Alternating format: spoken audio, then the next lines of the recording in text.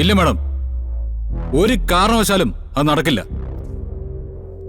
എന്റെയും രാധികയുടെയും ജീവിതത്തിൽ നിന്ന് ഒഴിഞ്ഞു പോകാന്ന് പറഞ്ഞ് ഇതിനു മുമ്പ് പ്രിയങ്ക കോടികൾ വാങ്ങിച്ചിട്ടുണ്ട്. അത് അവൾ ആർക്കും ഇല്ലാതെ തുളച്ചും കളഞ്ഞു. ഇനി വീണ്ടും ഒരു 25 കോടി രൂപയോ? വരുൺ, ഞാൻ പ്രിയങ്കയോട് സംസാരിച്ചു നോക്കി. പക്ഷേ തുകയുടെ കാര്യത്തിൽ ഒരു വിട്ടുവീഴ്ചയ്ക്ക് അവൾ തയ്യാറല്ല. അവളും അവളുടെ മുത്തശ്ശിയും അന്യരെ വിലപേശി ജീവിക്കാൻ തീരുമാനിച്ചവരാ. അക്കാര്യത്തിൽ എനിക്കും സംശയമൊന്നുമില്ല. പക്ഷേ ഇതിപ്പോ നമ്മുടെ മുൻപിലുള്ള ഒരു ഗോൾഡൻ ചാൻസ് ആണ്. വരുൺ, ഒരു കാര്യം മനസ്സിലാക്കിക്കോ. വരുണും രാധികയും പരസ്പരം സ്നേഹിക്കുന്നവരാണ്.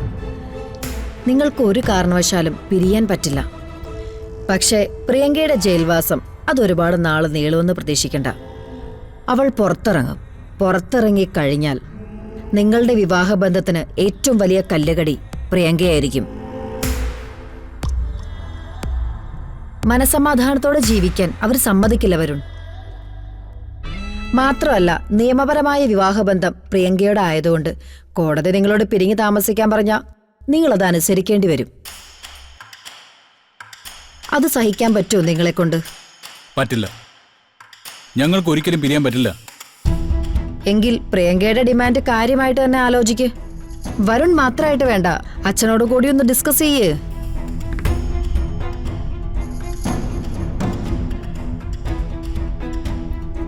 ഇതിപ്പോ ഞാൻ പറയുന്നത് നിങ്ങൾക്ക് സാധ്യത ഉള്ളതുകൊണ്ട് മാത്ര. പക്ഷെ അവരെ എങ്ങനെ വിശ്വസിക്കും? ചതിക്കാൻ മാത്രം അറിയാവുന്ന കൂട്ടരാ. അങ്ങനെ അങ്ങ് വിശ്വസിക്കാൻ പറ്റില്ലല്ലോ. ആ കാര്യം എനിക്ക് വിട്ടേക്ക്. നഷ്ടപരിഹാരം കൊടുക്കുകയാണെങ്കിൽ അത് നിയമപ്രകാരം തന്നെയായിരിക്കും. ഒരു കാരണവശാലും അവർക്ക് അതിലൊരു ചതി ചെയ്യാൻ പറ്റില്ല.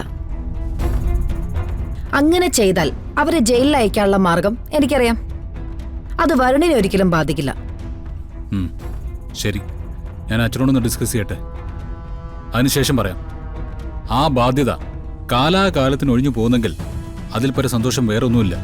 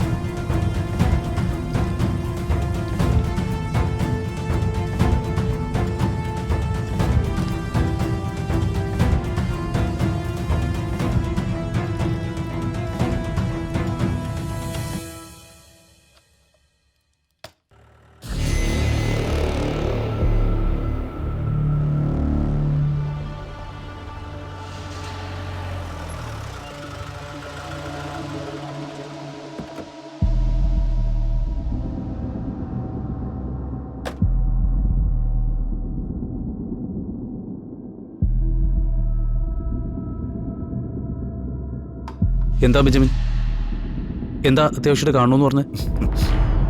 എന്റെ സഹോദരി ഉണ്ടല്ലോ സാറാ, അവള് ഗൗതത്തിനൊരു പ്രസന്റ് ഒന്ന് വിട്ടിട്ടുണ്ട്. എനിക്ക് പ്രസന്റോ? യെസ്, വളരെ വില കൂടിയ ഒരു പ്രസന്റ്. ഒരു പക്ഷേ താൻ തന്റെ ജീവിതത്തിൽ കാത്തിരിക്കുന്ന ഏറ്റവും വലിയ പ്രസന്റ്. എനിക്ക് മനസ്സിലായില്ല.